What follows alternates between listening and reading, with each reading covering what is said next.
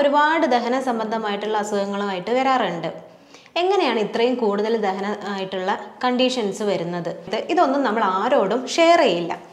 അതുകൊണ്ട് തന്നെ നമുക്ക് അസുഖങ്ങളും കൂടുതലായിട്ട് കാണപ്പെടുന്നുണ്ട്. ഇന്ന് നമ്മൾ ചർച്ച ചെയ്യാൻ പോകുന്നത് ഫിസ്റ്റുലയെ കുറിച്ചാണ്. ഇനി ഫിസ്റ്റുല വരാനുള്ള കാരണങ്ങൾ എന്തെല്ലാമാണെന്ന് നോക്കാം. ഫിസ്റ്റുല ഉള്ള ആൾക്കാരാണെങ്കിൽ അവർക്ക് സിംഗിൾ ഫിസ്റ്റുലയാണോ അല്ലെങ്കിൽ കോമ്പൗണ്ട് ഫിസ്റ്റുല, നമ്പർ ഓഫ് കനാലുകളുടെ എണ്ണമൊക്കെ നമുക്ക് അതിൽ നിന്ന് കണ്ടെത്താവുന്നതാണ്. നമസ്കാരം, ഞാൻ ഡോക്ടർ അംബ്ലി, Q1B ഹെൽത്ത് കെയറിലെ ലൈഫ് സ്റ്റൈൽ ഫിസിഷ്യൻ. ഇന്ന് ഒട്ടുമിക്ക ആൾക്കാരിലും ദഹന സംബന്ധമായിട്ടുള്ള രോഗങ്ങൾ നിത്യമായിട്ട് നമ്മൾ കാണാറുണ്ട്. നമ്മുടെ ക്ലിനിക്കിൽ വരുന്ന ആൾക്കാരായിക്കോട്ടെ, അവർക്ക് ഗ്യാസ് ട്രബിൾ, പുളിച്ചു തേട്ടൽ, അതുപോലെ തന്നെ വയറ്റിൽ പോകാനുള്ള ബുദ്ധിമുട്ട്, ഇങ്ങനെ ഒരുപാട് ദഹന സംബന്ധമായിട്ടുള്ള അസുഖങ്ങളുമായിട്ട് വരാറുണ്ട്. എങ്ങനെയാണ് ഇത്രയും കൂടുതൽ ദഹന ആയിട്ടുള്ള കണ്ടീഷൻസ് വരുന്നത്? നമ്മുടെ ജീവിതശൈലിയിൽ ഉണ്ടാകുന്ന മാറ്റങ്ങൾ തന്നെയാണ് ഇതിന് കാരണമായിട്ട് വരുന്നത്. ഇപ്പോൾ എല്ലാവർക്കും, അതായത് മലം പോവാത്തതിൻ്റെ ബുദ്ധിമുട്ടുകൾ കൊണ്ട് ഒരുപാട് അസുഖങ്ങൾ വരാറുണ്ട്. അതിൽ പ്രധാനപ്പെട്ടതാണ് പൈൽസ്, അതായത് ഹെമറോയിഡ്സ്, അതേപോലെ തന്നെ ഫിസ്റ്റുല, ഫിഷർ തുടങ്ങിയവയൊക്കെ. പൈൽസിനെ പോലെ തന്നെ ബുദ്ധിമുട്ടായിട്ടുള്ളൊരു പ്രശ്നമാണ് ഫിസ്റ്റുലയും ഫിഷറും.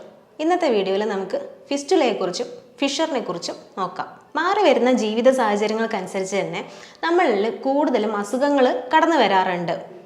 ഇപ്പോൾ ഡെയിലി നിങ്ങൾക്ക് വയറ്റിന്ന് പോകാത്ത അവസ്ഥകൾ വരുന്ന സമയത്ത് ഇതൊന്നും നമ്മൾ ആരോടും ഷെയർ ചെയ്യില്ല. അതുകൊണ്ട് തന്നെ നമുക്ക് അസുഖങ്ങളും കൂടുതലായിട്ട് കാണപ്പെടുന്നുണ്ട്. അതായത് ഇപ്പോൾ സ്ത്രീകളിലൊക്കെയാണ് ഇത്തരത്തിലുള്ള ദഹന സംബന്ധമായിട്ടുള്ള അസുഖങ്ങൾ വരുന്നെങ്കിൽ ഇവരിത് ആരോടും പറയാതെ വീട്ടിൽ ചെറിയ ചെറിയ മരുന്നുകളൊക്കെ വെച്ച്, അതായത് ഇഞ്ചി, വെളുത്തുള്ളി, അതുപോലെ തന്നെ ചെറിയുള്ളി, ഇതൊക്കെ വെച്ചിട്ട് അഡ്ജസ്റ്റ് ചെയ്യും. ഇത് പിന്നീട് കാരണങ്ങളൊക്കെ കൂടി വഷളാവുകയും ചെയ്യും. അതായത് നിങ്ങൾക്ക് ദഹന സംബന്ധമായിട്ടുള്ള അസുഖങ്ങൾ വരികയാണെങ്കിൽ അത് നിങ്ങൾ പിടിച്ചു വെക്കാതെ ഉടനെ തന്നെ കൺസൾട്ട് ചെയ്യാനായിട്ട് ശ്രദ്ധിക്കേണ്ടതാണ്. ഒട്ടുമിക്ക ആൾക്കാരിലും നമ്മൾ മലദ്വാരത്തിന് ചുറ്റുമായിട്ട് വരുന്ന അസുഖങ്ങളൊക്കെ കാണിക്കാൻ വലിയ മടിയാണ്. ഇതിന് കാരണം എന്താണെന്ന് വെച്ചാൽ അവർക്ക് ആ ഭാഗം കാണിക്കാനുള്ള ബുദ്ധിമുട്ട് കൊണ്ടായിരിക്കാം. സ്ത്രീകളിലാണ് ഇത് കൂടുതലായിട്ട് നമ്മൾ കണ്ടുവരാറുള്ളത്.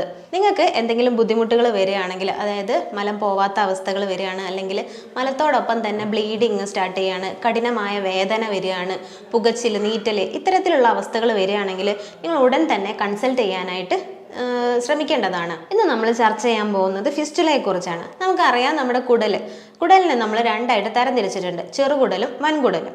ഈ വൻകുടലിനെ തന്നെ നമ്മൾ വീണ്ടും തരംതിരിച്ചിരിക്കുന്നത് സീക്കം, കോളൺ, റെക്ടം എന്നാണ്. റെക്ടം അഥവാ മലാശയം. ഈ മലാശയത്തിൽ ഒരുപാട് ഗ്രന്ഥികളുണ്ട്.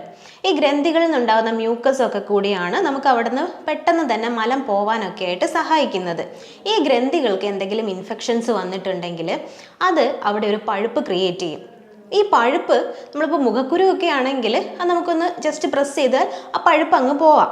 പക്ഷേ നമ്മളെ കുടലിൽ അങ്ങനെ പഴുപ്പ് വരുന്ന സമയത്ത് ഇത് അവിടുന്ന് തന്നെ പൊട്ടി ഒലിച്ച് പോവാതെ അത് പുറത്ത് വന്നിട്ട്, അതായത് മലാശയത്തിന് പുറത്ത് വന്നിട്ടായിരിക്കും ഇത് പൊട്ടിങ്ങാണ്ട് പുറത്ത് പോകുന്നത്. അത് ചെറിയ പഴുപ്പോട് കൂടിയ കുരുക്കളായിട്ട് മലാശയത്തിന് ചുറ്റുമായിട്ടോ അല്ലെങ്കിൽ സ്വല്പം അങ്ങോട്ട് മാറിയിട്ടോ ഒക്കെ ആയിരിക്കും ഇത്തരത്തിലുള്ള കുരുക്കൾ ഉണ്ടാകുക. ഇങ്ങനെ കുരുക്കൾ ഉണ്ടാകുന്ന വഴി ഇത് കനാൽ, അതായത് നമ്മുടെ മലാശയവുമായിട്ട് ഒരു ചെറിയ കനാൽ രൂപത്തിൽ ഫോം ചെയ്യും. ഇത്തരത്തിൽ ഈ കനാലിലൂടെ ആയിരിക്കും ഈ പഴുപ്പ് പുറത്തേക്ക് വരുന്നുണ്ടായിരിക്കുക. ഇനി ഫിസ്റ്റുലയെ നമുക്ക് രണ്ടായിട്ട് തരംതിരിക്കാം, സിമ്പിൾ ഫിസ്റ്റുലയും കോമ്പൗണ്ട് ഫിസ്റ്റുലയും. അതായത് നമ്മളിപ്പോൾ പറഞ്ഞല്ലോ, നമ്മുടെ മലാശയവുമായിട്ട് ഈ പുറത്ത് വരുന്ന ഫിസ്റ്റുലയ്ക്ക് ഒരു കണക്ഷൻ വരുന്നു. ഈ കണക്ഷൻ അനുസരിച്ചിട്ട് ഇതിനെ സിമ്പിളും കോമ്പൗണ്ടും എന്ന് തരംതിരിച്ചിട്ടുണ്ട്. അതായത് ഒരൊറ്റ കണക്ഷൻ മാത്രമാണെങ്കിൽ ഇതിനെ സിമ്പിൾ ഫിസ്റ്റുല എന്നും, ഒന്നിൽ കൂടുതൽ കണക്ഷൻസ് വരിക, അതായത് ഒന്നിൽ കൂടുതൽ കുരുക്കളായിട്ട് ഇത് വരികയാണെങ്കിൽ ഇതിനെ കോമ്പൗണ്ട് ഫിസ്റ്റുല എന്ന് നമ്മൾ പറയാറുണ്ട്. അതേപോലെ തന്നെ നമുക്ക് ലോ ആനൽ ഫിസ്റ്റുല, അതായത് നമ്മൾ മലദ്വാരത്തിന് താഴെ ഭാഗത്തേക്കാണ് കൂടുതലായിട്ട് ഇങ്ങനത്തെ കുരുക്കൾ വരുന്നതെങ്കിൽ, ഈ പഴുപ്പോട് കൂടിയ കുരുക്കൾ വരുന്നതെങ്കിൽ അതിനെ ലോ ആനൽ ഫിസ്റ്റുല എന്ന് പറയുന്നു. അതേപോലെ തന്നെ മലദ്വാരത്തിന് മുകളിലേക്കാണ് നിങ്ങൾക്ക് ഇങ്ങനത്തെ കുരുക്കൾ വരുന്നത്, പഴുപ്പ് വരുന്നതെങ്കിൽ അതിനെ നമുക്ക് ഹൈ ആനൽ ഫിസ്റ്റുല എന്നും നമ്മൾ പറയാറുണ്ട്. പൊതുവെ നമ്മൾ കൂടുതലായിട്ടും ഫിസ്റ്റുല കാണുന്നത് സ്ത്രീകളിലാണ്. ഇത് എന്താണെന്ന് വെച്ചാൽ ഹൈജീനിറ്റിയുടെ അഭാവം മൂലമാണ്. അതായത് ഇവർക്ക് പെട്ടെന്ന് ഇൻഫെക്ഷൻസ് വരാവുന്നത് കൊണ്ട് തന്നെ സ്ത്രീകൾ കൂടുതലായിട്ട് ഫിസ്റ്റുല രോഗങ്ങൾ നമ്മൾ കാണാറുണ്ട്. അതിൽ നിന്ന് നിങ്ങൾക്ക് ചില സമയത്ത് പഴുപ്പ് വരാം, അതേപോലെ ചലം പൊട്ടി ഒലിക്കാവുന്നതാണ്. അതിൽ ചിലപ്പം ബ്ലഡ് കാണാം. നിങ്ങൾക്ക് ചില സമയത്ത് അതിൽ നിന്ന് നമുക്ക് ഫീസസ്, അതായത് മലം തന്നെ പുറത്തേക്ക് വരാനുള്ള ചാൻസ് ഉണ്ട്. ചില സമയങ്ങളിൽ കീഴ്വായു ശല്യങ്ങളൊക്കെ വഴി ഇതിന് കൂടുതലായിട്ട് ഇൻഫെക്റ്റഡ് ആവാനുള്ള സാധ്യതയുണ്ട്.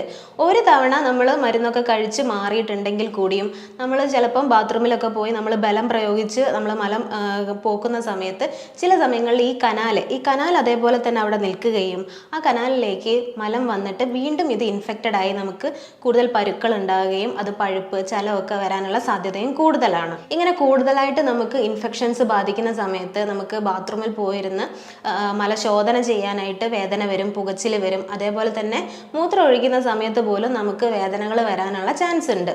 ഇനി ഫിസ്റ്റുല വരാനുള്ള കാരണങ്ങൾ എന്തെല്ലാമാണെന്ന് നോക്കാം. ആദ്യം തന്നെ നമ്മൾ പറയുന്നത് കോൺസ്റ്റിപ്പേഷൻ, അതായത് മലബന്ധമാണ്. നമുക്കറിയാം, നമ്മൾ ഒട്ടുമിക്ക ആൾക്കാരിലും ഇപ്പോൾ ഒരു ദിവസം ഇടവിട്ടിട്ടായിരിക്കാം ചില ആൾക്കാർ പോകുന്നത്, അല്ലെങ്കിൽ 2 ദിവസം, ചിലപ്പോൾ 3-4 ദിവസമൊക്കെ ഇടവിട്ടിട്ടായിരിക്കും ചിലർ ബാത്റൂമിൽ പോകുന്നുണ്ടാവുക. ഇതിൻ്റെ മെയിനായിട്ടുള്ള കാരണം അവർ കഴിക്കുന്ന ഭക്ഷണം തന്നെയാണ്. ചില ആൾക്കാർ ഫൈബർ, അതായത് നാരടങ്ങിയിട്ടുള്ള ഭക്ഷണങ്ങൾ വളരെ കുറഞ്ഞ രീതിയിൽ മാത്രമായിരിക്കും എടുക്കുന്നുണ്ടായിരിക്കുക. അതേപോലെ തന്നെ വെള്ളം കുടി, ഒരാളും ഇപ്പോൾ കറക്റ്റായിട്ട് അവരുടെ ശരീരഭാരത്തിനനുസരിച്ചിട്ടുള്ള വെള്ളം കുടിക്കുന്നത് കാണാറില്ല. ഇതൊക്കെ കൊണ്ട് മെയിനായിട്ടും ഇത് തന്നെയാണ് കോൺസ്റ്റിപ്പേഷൻ വരാനുള്ള മെയിനായിട്ടുള്ള കാരണങ്ങൾ. അതേപോലെ തന്നെ കേരളീയർക്കുള്ളൊരു മറ്റൊരു സ്വഭാവമാണ് ഒരുപാട് നേരം ബാത്റൂമിൽ ചിലവഴിക്കുന്നുള്ളത്. അതായത് ഇവർ പത്രം വായിക്കാനും അതേപോലെ തന്നെ മൊബൈലും ഒക്കെ ആയിട്ടായിരിക്കും ടോയ്ലറ്റിൽ പോകുന്നുണ്ട്. ഇങ്ങനെ ഒരുപാട് സമയം ടോയ്ലറ്റിൽ പോയി ഇരിക്കുന്നത് കാരണവും നമുക്ക് ഫിസ്റ്റുല വരാനുള്ള സാധ്യതയുണ്ട്. ഇങ്ങനെ നമുക്ക് ഇൻഫെക്ഷൻ വരികയും അത് മറ്റ് പല അസുഖങ്ങളിലേക്കും വരാനുള്ള സാധ്യതയും കൂടുതലാണ്. ഇനി നിങ്ങൾ ബലം പ്രയോഗിച്ച് വയറ്റിന്ന് പോകാനായിട്ട് ശ്രമിക്കരുത്. കാരണം ഇതും നിങ്ങൾക്ക് പൈൽസ്, ഫിഷർ, അതേപോലെ തന്നെ ഫിസ്റ്റുല പോലുള്ള അസുഖങ്ങൾ ഉണ്ടാക്കിയിരിക്കാം. ഒട്ടുമിക്ക ആൾക്കാർ ഇപ്പോൾ പുകവലിയും മദ്യപാനവും ഒക്കെ ശീലമാക്കിയിട്ടുള്ള ആൾക്കാരായിരിക്കും. അതുകൊണ്ട് തന്നെ ഇവർക്ക് വയറ്റിന്ന് പോകാനുള്ള ബുദ്ധിമുട്ട് കൂടുതലായിട്ട് കണ്ടുവരാറുണ്ട്. അതേപോലെ തന്നെ നിങ്ങൾക്ക് ഉറക്കം ശരിയല്ലെങ്കിൽ, നിങ്ങളുടെ ദഹനം പ്രോപ്പറായിട്ട് നടന്നില്ലെങ്കിൽ, നിങ്ങൾ ചിലപ്പോൾ ലേറ്റായിട്ട് ഉറങ്ങുന്ന ആൾക്കാരൊക്കെ ആണെങ്കിൽ നിങ്ങൾക്ക് ദഹനം കറക്റ്റ് സമയത്ത് തന്നെ നടക്കണമെന്നില്ല.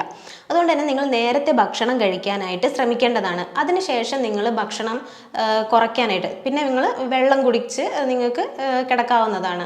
ഇങ്ങനെ നമ്മളൊരു പ്രോപ്പറായിട്ടുള്ള ഡയറ്റ് ഫോളോ ചെയ്യുകയാണെങ്കിൽ നമുക്ക് ഈ ഫിസ്റ്റുല പോലെയുള്ള രോഗങ്ങൾ വരാതിരിക്കാനായിട്ട് ശ്രമിക്കാവുന്നതാണ്. ഇത് ഡയഗ്നോസ് ചെയ്യാനായിട്ട് നമുക്ക് കൊളോണോസ്കോപ്പി ട്രൈ ചെയ്യാവുന്നതാണ്. അതേപോലെ തന്നെ എക്സ്റേ നമുക്ക് യൂസ് ചെയ്യാം. അതേപോലെ തന്നെ MRI, ഫിസ്റ്റുലോഗ്രാം ഒക്കെ നമുക്ക് യൂസ് ചെയ്യുന്നത് വഴി നമ്മുടെ ശരീരത്തിൽ എത്രത്തോളം ഫിസ്റ്റുല ഉള്ള ആൾക്കാരാണെങ്കിൽ അവർക്ക് സിംഗിൾ ഫിസ്റ്റുലയാണോ അല്ലെങ്കിൽ കോമ്പൗണ്ട് ഫിസ്റ്റുല, നമ്പർ ഓഫ് കനാലുകളുടെ എണ്ണമൊക്കെ നമുക്ക് അതിൽ നിന്ന് കണ്ടെത്താവുന്നതാണ്. കണ്ടിന്യൂസ് ആയിട്ട് ഇരിക്കുന്ന ആൾക്കാർക്ക് നമുക്ക് ഫിസ്റ്റുല വരാനുള്ള സാധ്യത കൂടുതലാണ്. അതായത് ഇപ്പോൾ ഡ്രൈവേഴ്സ്, ലോങ് ഡ്രൈവ് ഒക്കെ ചെയ്യുന്ന ഡ്രൈവേഴ്സ്, പിന്നെ കൂടുതലായിട്ട് സ്റ്റിച്ച് ചെയ്യുന്ന ആൾക്കാർ, ഇരുന്നുകൊണ്ട് സ്റ്റിച്ച് ചെയ്യുന്ന തയ്യൽക്കാരിലൊക്കെ, അതുപോലെ തന്നെ സോഫ്റ്റ്വെയർ IT കമ്പനികളിലൊക്കെ ജോലി ചെയ്യുന്ന ആൾക്കാർ, ഇവരൊക്കെ ഒരുപാട് നേരം ഇരുന്നിട്ടാണ് വർക്ക് ചെയ്യാറുള്ളത്. ഇങ്ങനെ ഇരിക്കുന്നത് വഴിയും ഇവർക്ക് ഫിസ്റ്റുല വരാം. അതിനായിട്ട് അവർ ഇടയ്ക്കിടയ്ക്ക് ഒരു 5 മിനിറ്റ് എങ്കിലും ഒന്ന് എഴുന്നേറ്റ് നടക്കാനോ എന്തെങ്കിലും ചെറിയ ചെറിയ വ്യായാമങ്ങളൊക്കെ ചെയ്യാനായിട്ട് ശ്രമിക്കേണ്ടതാണ്. വൻകുടലുമായിട്ട് ബന്ധപ്പെട്ടിട്ടുള്ള മറ്റു പല അസുഖങ്ങളും, അതായത് അൾസറേറ്റീവ് കൊളൈറ്റിസ് പോലെ അല്ലെങ്കിൽ ക്രോൺസ് ഡിസീസ്, CA കണ്ടീഷൻസിലൊക്കെ നമുക്ക് ചിലപ്പോൾ ഫിസ്റ്റുല വരാനുള്ള സാധ്യത കൂടുതലായിട്ട് കണ്ടുവരാറുണ്ട്. ഇനി നമ്മൾ പറയാൻ പോകുന്നത് ഫിഷറാണ്. Fisher in nano. ഇത് നമ്മൾ പലപ്പോഴും ഹെമറോയിഡ്സ്, അതായത് പൈൽസ് ആണോ എന്ന് തെറ്റിദ്ധരിക്കപ്പെടാറുണ്ട്. അതായത് മലം പോകുന്ന സമയത്ത് ബ്ലീഡിങ് കൂടി കാണുന്നതാണ് ഫിഷറായിട്ട് നമ്മൾ കണക്കാക്കുന്നത്. അതായത് പൈൽസിൻ്റെ സമയത്ത് നമുക്ക് ബ്ലീഡിങ് ഉണ്ടാവാം, എന്നാലും നമുക്ക് വേദന ഫിഷറിന് കൂടുതലായിരിക്കും. ഇതിൻ്റെ കാരണം എന്താണെന്ന് വെച്ചാൽ നമ്മൾ കട്ടിയായിട്ട് ഇറുകിയും മുറുകിയായിട്ടുള്ള മലം പോകുന്നത് വഴിയാണ് നമുക്ക് ഫിഷർ ഇൻ നാനോ വരാനുള്ള ചാൻസ് കൂടുന്നത്. നമ്മുടെ മലദ്വാരത്തിൻ്റെ ഭാഗത്ത് പൊട്ടൽ അല്ലെങ്കിൽ ഒരു വിള്ളൽ രൂപപ്പെടുകയും അവിടെ നിന്ന് ഫ്രഷ് ആയിട്ടുള്ള ബ്ലഡ് പോകുന്നതുമാണ് നമ്മൾ ഫിഷർ ഇൻ നാനോ എന്ന് പറയുന്നത്. എന്നാൽ ഹെമറോയിഡ്സിനെ പോലെ കുരുക്കളൊന്നും നമ്മളിവിടെ കാണാറില്ല. അതുകൊണ്ട് തന്നെ നിങ്ങൾ ഹെമറോയിഡ്സ് ആണോ അല്ലെങ്കിൽ ഫിഷർ ആണോ എന്ന് കൺഫേം ചെയ്യേണ്ടത് അത്യാവശ്യമാണ്. നമ്മൾ മലം പോയി കഴിഞ്ഞിട്ടുണ്ടെങ്കിൽ അവർക്ക് കടുത്ത നീറ്റലും വേദനയും അവിടെ പുകച്ചിലും വരെ അവിടെ അനുഭവപ്പെടാറുണ്ട്. അതോടൊപ്പം തന്നെ മലത്തോടൊപ്പം നല്ല ഒരു ചെറിയ സ്ട്രാൻഡൊക്കെ ആയിട്ടായിരിക്കും, ചെറിയ രീതിയിലായിരിക്കും ചിലപ്പോൾ ബ്ലീഡിങ് ഉണ്ടാകുന്നത്. ഇത് കൂടെ കൂടെ, അതായത് കട്ടിയായിട്ടുള്ള മലം പോകുന്നതനുസരിച്ച് കൂടി കൂടി വരാനുള്ള സാധ്യതയുണ്ട്. ഇതിന് കാരണം എന്താണെന്ന് നോക്കിയിട്ടുണ്ടെങ്കിൽ നമുക്ക് കോൺസ്റ്റിപ്പേഷൻ ആണ് മെയിനായിട്ട് പറയുന്നത്. അത് മലബന്ധം. നമ്മൾ ബാത്റൂമിൽ പോവാൻ സെൻസേഷൻ വന്നാൽ കൂടെ ചിലർ ബാത്റൂമിൽ പോവാതെ പിന്നെ പോവാം എന്ന് കരുതിയിട്ട് മാറ്റി വയ്ക്കും. ഇപ്പം നിങ്ങൾ വിചാരിക്കേണ്ടത് ഓൾറെഡി ദഹനമൊക്കെ കഴിഞ്ഞ് എല്ലാ ആഗിരണവും കഴിഞ്ഞിട്ടുള്ള ഫുഡ് വേസ്റ്റ് മെറ്റീരിയലാണ് നമ്മുടെ വൻകുടലിൽ നിൽക്കുന്നത്. ഈ വൻകുടലിൽ നമ്മുടെ ജലാംശം കൂടി കൂടുതലായിട്ട് വലിച്ചെടുക്കുന്നത് വഴി ആ ഡ്രൈ ആയിട്ട്, അതായത് നമ്മുടെ മലം കൂടുതൽ ഡ്രൈ ആയിട്ട് മാറാനാണ് സാധ്യതയുള്ളത്. ഇങ്ങനെ ഡ്രൈ ആയിട്ട് വരുന്ന മലം അതിൽ നിന്ന് കൂടുതലും ജലാംശം വീണ്ടും അവിടെ തങ്ങിക്കിടക്കുന്നത് വഴി എടുക്കുന്നത് വഴി ഇത് കട്ടിയായിട്ട് കൂടുതൽ മാറുന്നു. അതപ്പോൾ അത് പുറത്തേക്ക് പോകാനുള്ള സാഹചര്യം വളരെ ചുരുക്കമാവുകയും നമുക്ക് അസഹ്യമായ വേദനയോടെ ഇതിനെ നമുക്ക് പുറന്തള്ളേണ്ട ആവശ്യകതയും വരുന്നു. ഇങ്ങനെ മലം പുറത്ത് പോവാത്ത അവസ്ഥകളിൽ നമുക്ക് ബലം പ്രയോഗിച്ച് മലം പുറത്തേക്ക് പോകേണ്ട അവസ്ഥ വരുന്നുണ്ട്. ഇങ്ങനെ നമുക്ക് ആ ഭാഗത്ത്, അതായത് മലാശയത്തിന് ചുറ്റുമായിട്ട് വരുന്ന സെല്ലുകളിൽ നമുക്ക് വിള്ളൽ വീഴ്ത്താനും അതുപോലെ തന്നെ പൊട്ടാനുമുള്ള ചാൻസ് കൂടുതലാണ്. ഇതോടൊപ്പം ബ്ലീഡിങ്ങും ഉണ്ടാവും. ചിലപ്പോൾ ഇതിൻ്റെ കൂടെ നമുക്ക് മലാശയത്തിൻ്റെ ഭാഗത്ത് ചൊറിച്ചിലും നമുക്ക് ഫീൽ ചെയ്യാവുന്നതാണ്. ഇനി നമ്മൾ ഭക്ഷണം കൊണ്ട് നമുക്കിതെങ്ങനെയൊക്കെ ഒന്ന് കറക്റ്റ് ചെയ്യാമെന്ന് നോക്കാം. നിങ്ങൾ ഭക്ഷണത്തിൽ കൂടുതലായിട്ട് ജലാംശമുള്ള ഭക്ഷണങ്ങൾ എടുക്കാനായിട്ട് ശ്രമിക്കുക. അതായത് തണ്ണിമത്തൻ, അതേപോലെ കുക്കുംബർ, ക്യാപ്സിക്കം തുടങ്ങിയൊക്കെ നിങ്ങൾ ഭക്ഷണത്തിൽ കൂടുതലായിട്ട് എടുക്കാനായിട്ട് ശ്രദ്ധിക്കേണ്ടതാണ്. നിങ്ങളുടെ ശരീരഭാരത്തിനനുസരിച്ചിട്ടുള്ള വെള്ളം കുടിക്കാൻ നിങ്ങൾ ശ്രമിക്കേണ്ടതാണ്. അതായത് 1 കിലോഗ്രാമിന് 30 ml എന്ന രീതിയിൽ നിങ്ങളുടെ ശരീരഭാരത്തിനനുസരിച്ചിട്ടുള്ള വെള്ളം കഴിക്കാനായിട്ട് നിങ്ങൾ ശ്രമിക്കേണ്ടതാണ്. ഇനി മറ്റൊന്ന്, നിങ്ങൾ കൂടുതലും സാലഡ്സുകൾ ഭക്ഷണത്തിൽ ഉൾപ്പെടുത്താനായിട്ട് ശ്രമിക്കേണ്ടതാണ്.